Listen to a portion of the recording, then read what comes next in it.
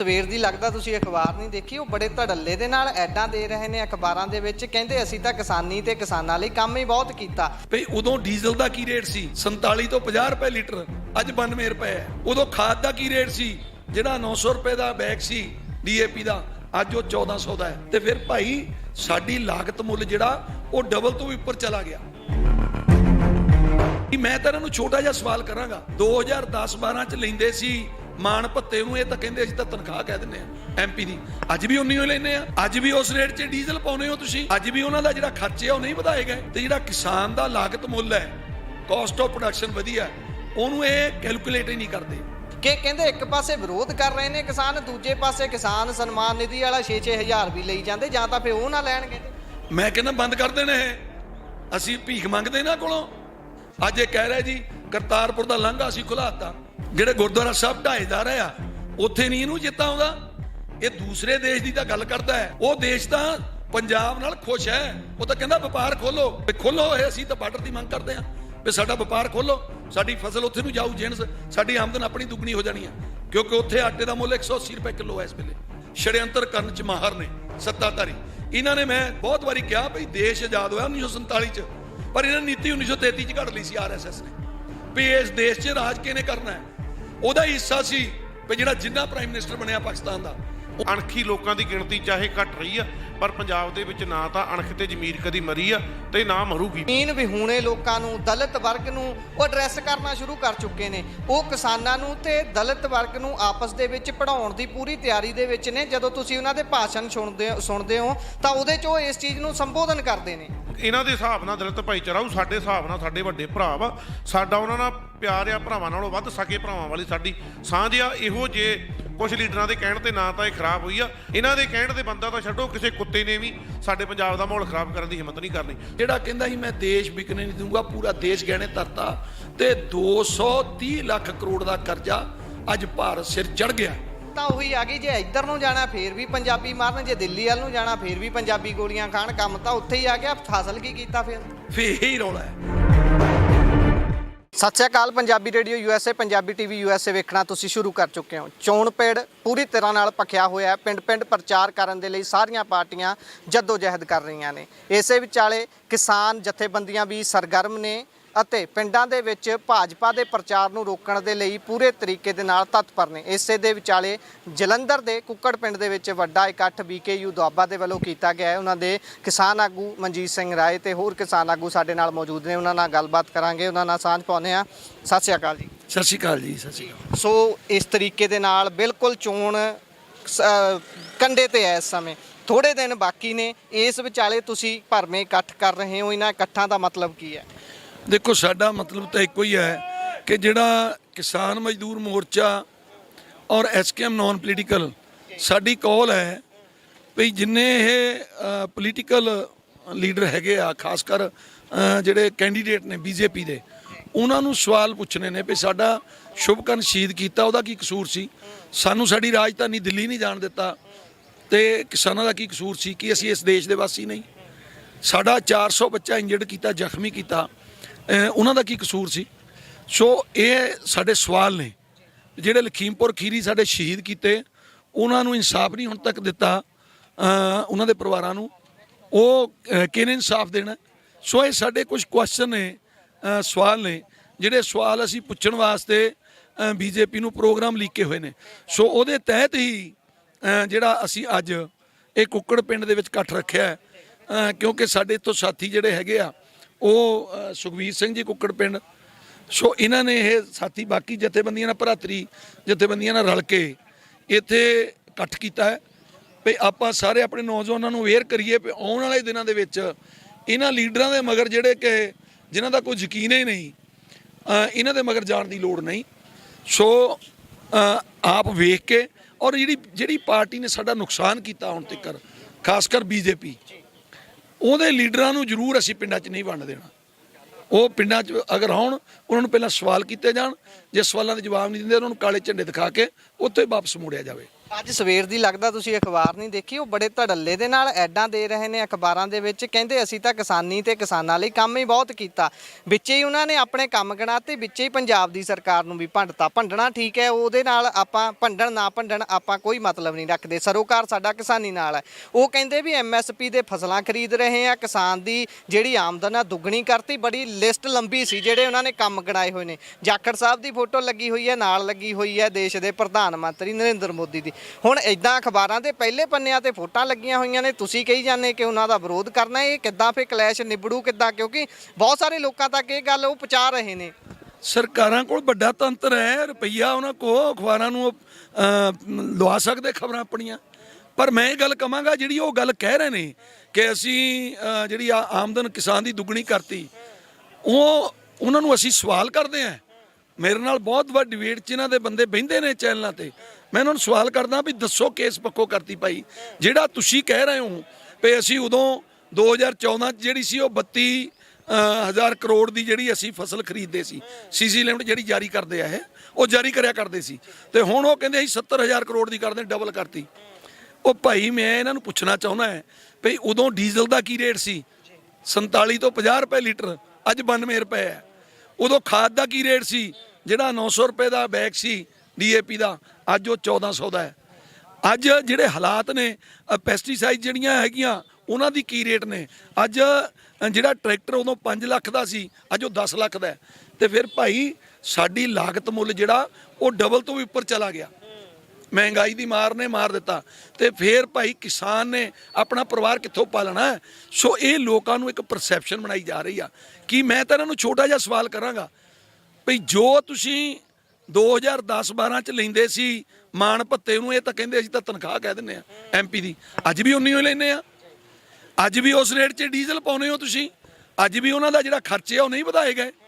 ਸੋ ਇਹ ਆਪਣੇ ਦਾ ਖਰਚੇ ਵਧਾਉਂਦੇ ਨੇ ਹਰ ਸਾਲ। ਤੇ ਜਿਹੜਾ ਕਿਸਾਨ ਦਾ ਲਾਗਤ ਮੁੱਲ ਹੈ, ਕਾਸਟ ਆਫ ਪ੍ਰੋਡਕਸ਼ਨ ਵਧੀਆ, ਉਹਨੂੰ ਇਹ ਕੈਲਕੂਲੇਟ ਹੀ ਨਹੀਂ ਕਰਦੇ, ਉਹਨੂੰ ਜਮ੍ਹਾਂ ਹੀ ਨਹੀਂ ਕਰਦੇ। ਉਹ ਸਿਰਫ ਇਹ ਵਿਖਾਉਂਦੇ ਨੇ ਕਿ ਅਸੀਂ ਇਹਨਾਂ ਦੀ ਜਿਣਸ ਇੰਨੇ ਦੀ ਖਰੀਦਦੇ ਸੀ, 32,000 ਕਰੋੜ ਦੀ CC ਜਾਰੀ ਕਰਦਾ ਸੀ ਕੇਂਦਰ, ਅੱਜ 70 ਦੀ ਕਰ ਰਿਹਾ। ਇਹ ਲੋਕਾਂ ਨੂੰ ਗੁੰਮਰਾਹ ਕਰ ਰਹੇ ਨੇ। ਜਿਹੜੇ ਨੌਨ ਐਗਰੀਕਲਚਰ ਨੇ ਸਾਡੇ ਭੈਣਾਂ ਭਰਾ, ਉਹ ਸਮਝਦੇ ਨੇ ਵੀ ਗੱਲ ਤਾਂ ਵਾਕਿਆ ਹੀ ਬਈ ਇਹ 32,000 ਕਰੋੜ ਤੋਂ 70,000 ਕਰੋੜ ਚਲਾ ਗਿਆ। ਪਰ ਉਹਨਾਂ ਭੈਣਾਂ ਭਰਾਵਾਂ ਨੂੰ ਵੀ ਮੈਂ ਤੁਹਾਡੇ ਮਾਧਿਅਮ ਰਾਹੀਂ ਦੱਸਣਾ ਚਾਹੁੰਦਾ ਵੀ ਮੇਰੇ ਭੈਣੋ ਭਰਾਵੋ, ਕਿ ਅੱਜ ਤੁਹਾਡੇ ਘਰਾਂ ਦੇ ਖਰਚੇ ਉਨੇ ਹੀ ਨੇ। ਤੁਹਾਡੇ ਘਰ ਦਾ ਗੈਸ ਸਿਲੰਡਰ ਅੱਜ ਉੱਥੇ ਹੀ ਹੈ, 400 ਰੁਪਏ ਤੇ ਹੀ ਹੈ। ਅੱਜ ਤੁਸੀਂ ਘਰ ਦੀ ਜਿਹੜੀ ਰਸੋਈ ਹੈ ਤੁਹਾਡੀ ਉਨੇ ਪੈਸਿਆਂ ਨਾਲ ਹੀ ਚੱਲਦੀ ਹੈ। ਸੋ ਇਸੇ ਤਰੀਕੇ ਨਾਲ ਕਿਸਾਨ ਦੀ ਜਿਹੜੀ ਫਸਲ ਹੈ ਉਹਦਾ ਵੀ ਕਾਸਟ ਆਫ ਪ੍ਰੋਡਕਸ਼ਨ, ਉਹਦਾ ਵੀ ਲਾਗਤ ਮੁੱਲ ਵਧਿਆ। ਤੇ ਜੇ ਉਹਦਾ ਲਾਗਤ ਮੁੱਲ ਵਧਿਆ ਤੇ ਫਿਰ ਸਾਡੇ ਤੇ ਆਸਾਨ ਨਹੀਂ ਕਰ ਰਹੇ। ਇੱਕ ਇਹ ਵੀ ਗੱਲ ਨਾਲ ਹੀ ਕਹਿ ਰਹੇ ਨੇ ਉਹ ਕਿ ਅਸੀਂ ਦੇ ਰਹੇ। ਇਹ ਮੈਨੂੰ ਦੱਸਣ ਵੀ ਨਰਿੰਦਰ ਮੋਦੀ ਦੇ ਬਾਪੂ ਦਾ ਪੈਸਾ ਕੋਈ, ਉਹ ਕਿੱਥੋਂ ਲਿਆਉਂਦਾ ਪੈਸਾ? ਸਾਡਾ ਪੈਸਾ। ਕਰ ਲਿਓ ਨਾਲ ਸ਼ੀਤਲ ਅੰਗੁਰਾਲ ਹੋਣੀ, ਜਿਹੜੇ ਹੁਣੇ ਆਪ ਛੱਡ ਕੇ ਭਾਜਪਾ 'ਚ ਗਏ ਨੇ। ਮੈਂ ਉਹਨਾਂ ਨਾਲ ਇੰਟਰਵਿਊ ਕਰ ਰਿਹਾ ਸੀ, ਉਹ ਇੰਟਰਵਿਊ 'ਚ ਕਹਿੰਦੇ ਨੇ ਕਿ ਇੱਕ ਪਾਸੇ ਵਿਰੋਧ ਕਰ ਰਹੇ ਨੇ ਕਿਸਾਨ, ਦੂਜੇ ਪਾਸੇ ਕਿਸਾਨ ਸਨਮਾਨ ਨਿਧੀ ਵਾਲਾ 6-6 ਹਜ਼ਾਰ ਵੀ ਲਈ ਜਾਂਦੇ, ਜਾਂ ਤਾਂ ਫਿਰ ਉਹ ਨਾ ਲੈਣ। ਕਹਿੰਦੇ ਮੈਂ ਕਹਿੰਦਾ ਬੰਦ ਕਰ ਦੇਣੇ। ਅਸੀਂ ਭੀਖ ਮੰਗਦੇ ਇਹਨਾਂ ਕੋਲੋਂ, ਅਸੀਂ ਤਾਂ ਇਹਨਾਂ ਕੋਲੋਂ 10,000 ਪ੍ਰਤੀ ਮਹੀਨਾ ਪੈਨਸ਼ਨ ਮੰਗ ਰਹੇ ਹਾਂ। ਵੀ ਜੇ ਇਹ ਪੈਨਸ਼ਨ ਲੈਂਦੇ ਨੇ, ਇੱਕ ਵਾਰ MP ਬਣਦਾ ਉਹ ਪੈਨਸ਼ਨ ਲੈ ਲੈਂਦਾ, ਇੱਕ ਵਾਰ MLA ਬਣਦਾ ਉਹ ਪੈਨਸ਼ਨ ਲੈ ਲੈਂਦਾ 5 ਸਾਲ ਲਈ। ਤੇ ਜਿਹਨੇ 60 ਸਾਲ 70 ਸਾਲ 80 ਸਾਲ ਸਿਰ ਦੇ ਵਿੱਚ ਧੂੜਾ ਫੱਕ ਰੱਖਿਆ ਸਵੇਰੇ 4 ਵਜੇ ਉੱਠ ਕੇ, ਕੀ ਉਹਨੂੰ ਪੈਨਸ਼ਨ ਦਾ ਹੱਕ ਨਹੀਂ? ਅਸੀਂ ਕਹਿੰਦੇ 60 ਸਾਲ ਤੋਂ ਉੱਪਰ ਕਿਸਾਨ ਨੂੰ 10,000 ਪੈਨਸ਼ਨ ਦਿਓ, ਜਿਹੜਾ ਤੁਹਾਡੇ ਦੇਸ਼ ਦਾ ਢਿੱਡ ਭਰਦਾ ਔਰ ਸਭ ਤੋਂ ਵੱਧ ਡਿਊਟੀ ਕਰਦਾ। ਜਿਹੜਾ ਵੀ ਆਫੀਸਰ ਕੋਈ IPS ਹੈ IS ਹੈ, ਉਹ ਤੁਸੀਂ ਇਹ ਵੇਖੋ ਵੀ 10 ਵਜੇ ਡਿਊਟੀ ਤੇ ਚੜ੍ਹਦਾ, ਉਹਦੀ 9 ਵਜੇ ਡਿਊਟੀ ਹੁੰਦੀ ਆ, ਪਰ ਉਹ 10 ਵਜੇ ਆਪਣੇ ਦਫ਼ਤਰ ਵੜਦਾ, 4 ਵਜੇ ਉਹ ਦਫ਼ਤਰ 'ਚੋਂ ਭੱਜ ਆਉਂਦਾ। ਤੇ ਫਿਰ ਉਹ ਪੈਨਸ਼ਨ ਦਾ ਹੱਕਦਾਰ ਹੈ। ਤੇ ਜਿਹੜਾ 4 ਵਜੇ ਹਨੇਰੇ ਉੱਠ ਕੇ ਸਿਰ 'ਚ ਧੂੜਾ ਫੱਕ ਲੈਂਦਾ, ਰਾਤ 11 ਵਜੇ ਤੱਕ ਕੱਢਣ ਦਾ ਟਾਈਮ ਨਹੀਂ, ਉਹਨੂੰ ਪੈਨਸ਼ਨ ਨਹੀਂ ਲੱਗ ਸਕਦੀ? ਉਹ ਇਸ ਦੇਸ਼ ਦਾ ਨਾਗਰਿਕ ਨਹੀਂ? ਇਸ ਦੇਸ਼ ਦੇ ਉੱਪਰ ਉਹਦਾ ਅਧਿਕਾਰ ਨਹੀਂ? ਇਸ ਦੇਸ਼ ਦੀਆਂ ਫੈਸਿਲਿਟੀਆਂ ਲੈਣ ਦਾ ਉਹਦਾ ਹੱਕ ਨਹੀਂ? ਇਸ ਕਰਕੇ ਸਾਡੀ ਡਿਮਾਂਡ ਹੈ ਇਹ ਵੀ ਭਾਈ ਇਹ ਜਿਹੜੀਆਂ ਤੁਸੀਂ ਗੱਲਾਂ ਕਰਦੇ ਹੋ, ਲੋਕਾਂ ਨੂੰ ਗੁੰਮਰਾਹ ਨਾ ਕਰੋ। ਗੁੰਮਰਾਹ ਕਰਕੇ ਹੀ ਇਹਨੇ ਅੱਗੇ ਰਾਜ ਲਿਆਂਦਾ ਤੇ ਗੁੰਮਰਾਹ ਕਰਕੇ ਹੀ ਹੁਣ ਰਾਜ ਲਿਆਉਣਾ ਚਾਹੁੰਦਾ ਹੈ। ਅੱਜ ਇਹ ਕਹਿ ਰਿਹਾ ਜੀ ਕਰਤਾਰਪੁਰ ਦਾ ਲਾਂਘਾ ਅਸੀਂ ਖੁਲਾਤਾ। ਇਹ ਵੀ ਅੱਜ ਦੀ ਖਬਰ, ਅੱਜ ਦੀ ਅਖਬਾਰ 'ਚ ਇਹ ਵੀ ਲੱਗੀ ਹੋਈ ਹੈ ਕਿ ਕਰਤਾਰਪੁਰ ਦਾ ਲਾਂਘਾ ਖੁਲਾਤਾ। ਜਿਹੜਾ ਬਾਹਰੋਂ ਫੰਡ ਆਉਂਦਾ ਹੈ ਗੁਰਦੁਆਰਿਆਂ ਸਾਹਿਬ ਲਈ, ਉਹਦੇ ਤੇ ਟੈਕਸ ਨਹੀਂ ਅਸੀਂ ਲਾਉਂਦੇ, ਫਿਰ ਗੁਰਦੁਆਰਾ ਸਾਹਿਬ ਦੇ ਲੰਗਰ ਤੇ ਟੈਕਸ ਨਹੀਂ ਲੱਗਦਾ। ਇਦਾਂ ਦੀਆਂ ਚੀਜ਼ਾਂ ਅਸੀਂ ਬਹੁਤ ਕੀਤੀਆਂ ਨੇ, ਸਿੱਖਾਂ ਨੂੰ ਭਰਮਾ ਰਹੇ ਨੇ। ਜਿਹੜੇ ਅਦਰ ਸਟੇਟ ਦੇ ਵਿੱਚ ਪੰਜਾਬ ਨੂੰ ਛੱਡ ਕੇ ਗੁਰੂ ਘਰ ਢਾਏ ਜਾ ਰਹੇ ਆ, ਜਿੱਥੇ ਮੱਠ ਸਾਹਿਬ ਮੰਗੂ ਮੱਠ ਆਪਣੇ ਗੁਰਦੁਆਰਾ ਸਾਹਿਬ ਸੀਗੇ, ਜਿਹੜੇ ਗੁਰਦੁਆਰਾ ਸਾਹਿਬ ਢਾਏ ਜਾ ਰਹੇ ਆ ਉੱਥੇ ਨਹੀਂ ਇਹਨੂੰ ਚੇਤਾ ਆਉਂਦਾ। ਇਹ ਦੂਸਰੇ ਦੇਸ਼ ਦੀ ਤਾਂ ਗੱਲ ਕਰਦਾ ਹੈ। ਉਹ ਦੇਸ਼ ਤਾਂ ਪੰਜਾਬ ਨਾਲ ਖੁਸ਼ ਹੈ, ਉਹ ਤਾਂ ਕਹਿੰਦਾ ਵਪਾਰ ਖੋਲੋ, ਵੀ ਖੋਲੋ। ਇਹ ਅਸੀਂ ਤਾਂ ਬਾਰਡਰ ਦੀ ਮੰਗ ਕਰਦੇ ਹਾਂ ਵੀ ਸਾਡਾ ਵਪਾਰ ਖੋਲੋ, ਸਾਡੀ ਫਸਲ ਉੱਥੇ ਨੂੰ ਜਾਊ, ਜਿਣਸ ਸਾਡੀ ਆਮਦਨ ਆਪਣੀ ਦੁੱਗਣੀ ਹੋ ਜਾਣੀ ਹੈ। ਕਿਉਂਕਿ ਉੱਥੇ ਆਟੇ ਦਾ ਮੁੱਲ 180 ਰੁਪਏ ਕਿਲੋ ਹੈ ਇਸ ਵੇਲੇ। ਬੇਸ਼ੱਕ ਉਹਨਾਂ ਦੀ ਕਰੰਸੀ ਡਾਊਨ ਹੈ, ਜੇ ਕਰੰਸੀ ਡਾਊਨ ਵੀ ਹੈ ਤਾਂ ਇੰਡੀਆ ਦੇ ਮੁਤਾਬਕ ਜੇ 180 ਨੂੰ ਲਾਈਏ ਤਾਂ ਵੀ ਉਹ ਜਿਹੜਾ ਆ ਆਟੇ ਦਾ ਰੇਟ ਉਹ 80 ਰੁਪਏ 90 ਰੁਪਏ ਦੇ ਕਰੀਬ ਬਣਦਾ ਹੈ। ਇੱਥੇ ਨਾਲੋਂ 4 ਗੁਣਾ ਰੇਟ ਚੱਲ ਰਿਹਾ। 4 ਗੁਣਾ ਰੇਟ ਚੱਲ ਰਹੇ ਨੇ। ਸੋ ਅਸੀਂ ਕਹਿੰਦੇ ਵਪਾਰ ਖੋਲੋ, ਪਰ ਇਹ ਇੱਕ ਪਾਲਿਸੀ ਦੇ ਤਹਿਤ ਇਹ ਕਹਿ ਦੇਣਾ ਵੀ ਜੀ ਅਸੀਂ ਸਾਡੇ ਤੇ ਅਹਿਸਾਨ ਕੀਤਾ ਇਹਨਾਂ ਨੇ। ਸਾਡੀ ਕੌਮ ਨੇ ਅੱਜ ਤੱਕ ਕਿੱਥੇ ਨਹੀਂ ਲੜਾਈਆਂ ਲੜੀਆਂ, ਬਾਰਡਰਾਂ ਦੀ ਰਾਖੀ ਸਾਡੀ ਕੌਮ ਕਰਦੀ ਹੈ। ਅੱਜ ਜੇ ਚੀਨ ਦੇ ਨਾਲ ਜੰਗ ਦੀ ਲੋੜ ਪੈਂਦੀ ਆ, ਉੱਥੇ ਸਿੱਖ ਰੇਜਮੈਂਟ ਮੋਹਰੇ ਤੱਕਦੇ ਆ, ਪਤਾ ਵੀ ਇਹਨਾਂ ਤੋਂ ਪੈ ਖਾਂਦੇ ਆ। ਜੇ ਪਾਕਿਸਤਾਨ ਨਾਲ ਲੋੜ ਪੈਂਦੀ ਆ ਤਾਂ ਉੱਥੇ ਸਿੱਖ ਰੇਜਮੈਂਟ ਅੱਗੇ ਤੱਕਦੇ ਆ। ਤਾਂ ਉਹ ਕਿਹਨਾਂ ਦੇ ਪੁੱਤਰ ਨੇ? ਪੰਜਾਬੀ ਪੁੱਤਰ ਨੇ, ਉਹ ਵੀ ਸਾਡੇ ਧੀਆਂ ਪੁੱਤਰ ਨੇ। ਗੱਲ ਤਾਂ ਉਹੀ ਆ ਗਈ, ਜੇ ਇੱਧਰ ਨੂੰ ਜਾਣਾ ਫੇਰ ਵੀ ਪੰਜਾਬੀ ਮਾਰਨ, ਜੇ ਦਿੱਲੀ ਵੱਲ ਨੂੰ ਜਾਣਾ ਫੇਰ ਵੀ ਪੰਜਾਬੀ ਗੋਲੀਆਂ ਖਾਣ। ਕੰਮ ਤਾਂ ਉੱਥੇ ਹੀ ਆ ਗਿਆ, ਹਾਸਲ ਕੀ ਕੀਤਾ ਫੇਰ ਅਸੀਂ? ਫੇਰ ਇਹੀ ਰੌਲਾ ਹੈ, ਇਹੀ ਸਾਡਾ ਰੌਲਾ ਹੈ। ਜੋ 1947 ਚ ਇਹਨਾਂ ਨੇ ਸਾਡੇ ਨਾਲ ਮਤੇ ਪਾਏ ਸਨ, ਉਦੋਂ ਬੇਸ਼ੱਕ ਗੁੰਮਰਾਹ ਕਰ ਲਿਆ, ਉਦੋਂ ਇਹਨਾਂ ਨੇ ਗੁੰਮਰਾਹ ਕਰ ਲਿਆ ਸਾਡੇ ਜਿਹੜੇ ਆਗੂ ਸਨ ਉਹਨਾਂ ਨੂੰ। ਪਰ ਮੈਂ ਗੱਲ ਕਹਾਂਗਾ, ਉਹ ਜਿਹੜੇ ਮਤੇ ਪਾਏ ਸਨ ਉਹੀ ਸੰਤ ਜਰਨੈਲ ਸਿੰਘ ਉਹਨਾਂ ਨੇ ਮੰਗੇ ਸੀ। ਉਹਨਾਂ ਨੇ ਕੋਲ ਇੱਕ ਚੀਜ਼ ਤਾਂ ਮੰਗੀ ਨਹੀਂ ਸੀ। ਸਾਡੀ ਅੱਜ ਵੀ ਉਹੀ ਮੰਗ ਹੈ ਵੀ ਜੋ ਸਾਡੇ ਨਾਲ 1947 ਦੇ ਟਾਈਮ ਵਾਅਦੇ ਕੀਤੇ ਸਨ, ਭਰੋਸੇ 'ਚ ਲੈ ਲਿਆ, ਕਲਾਵੇ 'ਚ ਲੈ ਕੇ। ਇਹ ਲੋਕਾਂ ਨੂੰ ਭਰਮਾਉਣ 'ਚ, ਛੜਯੰਤਰ ਕਰਨ 'ਚ ਮਾਹਰ ਨੇ ਸੱਤਾਧਾਰੀ। ਇਹਨਾਂ ਨੇ ਮੈਂ ਬਹੁਤ ਵਾਰੀ ਸਟੇਜਾਂ ਤੋਂ ਅੱਜ ਰਹਿ ਗਿਆ, ਬਹੁਤ ਵਾਰੀ ਕਿਹਾ ਵੀ ਦੇਸ਼ ਆਜ਼ਾਦ ਹੋਇਆ 1947 ਚ, ਪਰ ਇਹਨਾਂ ਨੇ ਨੀਤੀ 1933 ਚ ਘੜ ਲਈ ਸੀ RSS ਨੇ ਵੀ ਇਸ ਦੇਸ਼ 'ਚ ਰਾਜ ਕਿਹਨੇ ਕਰਨਾ ਹੈ। ਉਹਦਾ ਹਿੱਸਾ ਸੀ ਵੀ ਜਿਹੜਾ ਜਿੰਨਾ ਪ੍ਰਾਈਮ ਮਿਨਿਸਟਰ ਬਣਿਆ ਪਾਕਿਸਤਾਨ ਦਾ, ਉਹਨੂੰ ਵੀ ਬਣਾਉਣ ਵਾਲੀ RSS ਹੀ ਸੀ। ਹੁਣ ਤੁਸੀਂ ਕਹੋਗੇ ਵੀ ਇੱਕ ਮੁਸਲਮਾਨ ਨੂੰ ਪ੍ਰਾਈਮ ਮਿਨਿਸਟਰ ਕਿਵੇਂ ਬਣਾਇਆ? ਇਸ ਕਰਕੇ ਬਣਾਇਆ ਵੀ ਅੱਧਾ ਪੰਜਾਬ ਉਧਰ ਵੰਡ ਦਿਓ, ਉੱਧਰ ਜੇ ਇਹ ਪੰਜਾਬ ਰਹਿ ਗਿਆ ਜਿਹੜਾ ਮਹਾ ਪੰਜਾਬ ਸੀ ਸਾਡਾ, ਕਾਬਲ ਕੰਧਾਰ ਤੱਕ, ਜਿਵੇਂ ਬਾਬਾ ਜੀ ਦੱਸਿਆ ਮਥੁਰਾ ਤੱਕ, ਇੱਧਰ ਗੰਗਾ ਨਗਰ ਹਨੂਮਾਨਗੜ੍ਹ ਤੱਕ, ਜੇ ਸਾਡਾ ਉਹ ਮਹਾ ਪੰਜਾਬ ਸਾਡੇ ਕੋਲ ਰਹਿ ਗਿਆ ਤਾਂ ਇਹਨਾਂ ਨੂੰ ਭੈ ਸੀ ਵੀ ਇਹਨਾਂ ਨੇ ਸਾਡੇ ਕੋਲੋਂ ਸਾਡੇ ਇਸ ਜਿਹੜਾ ਇਹਨਾਂ ਕੋਲ ਬਚਿਆ ਖੁੱਚਿਆ ਉਹ ਵੀ ਰਾਜ ਖੋਹ ਲੈਣਾ।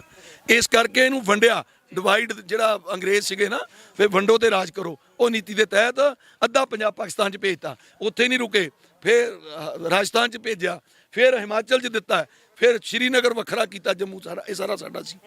ਸੋ ਇਸ ਤਰੀਕੇ ਨਾਲ ਇਹ ਹਮੇਸ਼ਾ ਸ਼ੁਰੂ ਤੋਂ ਛੜਯੰਤਰਕਾਰੀ ਨੇ, ਛੜਯੰਤਰ ਰਚਦੇ ਨੇ, ਸਾਡੇ ਲੋਕਾਂ ਨੂੰ ਗੁੰਮਰਾਹ ਕਰਦੇ ਨੇ। ਅੱਜ ਇਹ ਦਸਤਾਰ ਸਜਾ ਕੇ ਪੰਜਾਬ ਨੂੰ ਗੁੰਮਰਾਹ ਕਰਨ ਆ ਰਿਹਾ ਇੱਕ ਬਹਿਰੂਪੀਆ ਨਰਿੰਦਰ ਮੋਦੀ। ਇਹ ਤੋਂ ਬਚਣ ਦੀ ਲੋੜ ਹੈ। ਭਾਈ ਸਾਹਿਬ ਕੀ ਕਹੋਗੇ ਇਸ ਗੱਲ ਤੇ ਕਿ ਜਿਸ ਤਰੀਕੇ ਦੇ ਨਾਲ ਭਾਜਪਾ ਕਿਸਾਨਾਂ ਦੇ ਰੋਹ ਦੇ ਬਾਵਜੂਦ ਵੀ ਚੜ੍ਹ ਕੇ ਆ ਰਹੀ ਹੈ, ਉਹਨਾਂ ਦੇ ਆਗੂ ਜਿਹੜੇ ਨੇ ਸਟੇਜ ਤੋਂ ਇੰਨਾ ਭੜਕੀਲਾ ਭਾਸ਼ਣ ਦੇ ਜਾਂਦੇ ਨੇ, ਅੱਗੇ ਬੈਠੇ ਲੋਕ ਤਾੜੀਆਂ ਵੀ ਮਾਰ ਜਾਂਦੇ ਨੇ। ਉਹ ਸਟੇਜ ਤੋਂ ਇਹ ਕਹਿ ਜਾਂਦੇ ਨੇ ਵੀ 2 ਤਰੀਕ ਨੂੰ ਅਸੀਂ ਇਹਨਾਂ ਨੂੰ ਦੇਖਾਂਗੇ, ਉਹ ਸਟੇਜ ਤੋਂ ਇਹ ਵੀ ਕਹਿ ਦਿੰਦੇ ਨੇ ਕਿ ਇਹਨਾਂ ਨੂੰ ਡਿਬਰੂਗੜ੍ਹ ਭੇਜਾਂਗੇ, ਉਹ ਸਟੇਜ ਤੋਂ ਇਹ ਵੀ ਕਹਿ ਦਿੰਦੇ ਨੇ ਵੀ ਜਿਹੜੇ ਸਾਡੇ ਨਾਲ ਬੰਦੇ ਨੇ ਉਹਨਾਂ ਨੂੰ ਤਾਂ ਅਸੀਂ ਵੱਡੀਆਂ ਕੁਰਸੀਆਂ ਦੇਵਾਂਗੇ, ਵੱਡੇ ਮਾਣ ਦੇਵਾਂਗੇ। ਪਰ ਜਿਹੜੇ ਇਹ ਲੋਕ ਬਾਹਰ ਕਰਦੇ ਰਹੇ ਨੇ, ਪ੍ਰਦਰਸ਼ਨ ਕਰ ਰਹੇ ਨੇ, ਉਹ ਤਾਂ ਸਾਰੇ ਹੀ ਬਹਿਰੂਪੀਏ ਨੇ, ਐ ਨਵਾਜਦੇ ਨੇ ਤੁਹਾਨੂੰ। ਵਾਹਿਗੁਰੂ ਜੀ ਕਾ ਖਾਲਸਾ, ਸ਼੍ਰੀ ਵਾਹਿਗੁਰੂ ਜੀ ਕੀ ਫਤਿਹ। ਗੱਲ ਇਹ ਆ ਵੀ ਜਿਹੜੇ ਕੋਈ ਵੀ ਸਰਕਾਰ ਆ ਜੀ, ਇਹ ਸ਼ੁਰੂ ਤੋਂ ਹੀ ਸਾਡੇ ਜਿਹੜੇ ਲੋਕ ਆ ਭੋਲੇ ਭਾਲੇ ਸਿੱਖ, ਇਹਨਾਂ ਤੇ ਜ਼ੁਲਮ ਹੁੰਦਾ ਆ ਜੀ। ਜਿਹੜੀ ਬਾਕੀ ਗੱਲ ਇਹ ਜਿਹੜੀ ਮੋਦੀ ਸਰਕਾਰ ਦੀ, ਸਾਨੂੰ ਇਹਨਾਂ ਦੀ ਦਿੱਤੀ ਨਾ ਤਾਂ ਕੋਈ ਚੀਜ਼ ਚਾਹੀਦੀ ਆ ਜੀ, ਸਾਨੂੰ ਅਜੇ ਤੱਕ ਇਨਸਾਫ ਤਾਂ ਦੇ ਨਹੀਂ ਸਕੇ। ਅਸੀਂ ਇਹਨਾਂ ਦੀਆਂ ਨਾ ਤਾਂ ਕੁਰਸੀਆਂ ਦੇ ਭੁੱਖੇ ਆ, ਨਾ ਇਹਨਾਂ ਦੀ ਦਿੱਤਾ ਕਿਸੇ ਗ੍ਰਾਂਟ ਦੇ ਭੁੱਖੇ ਆ।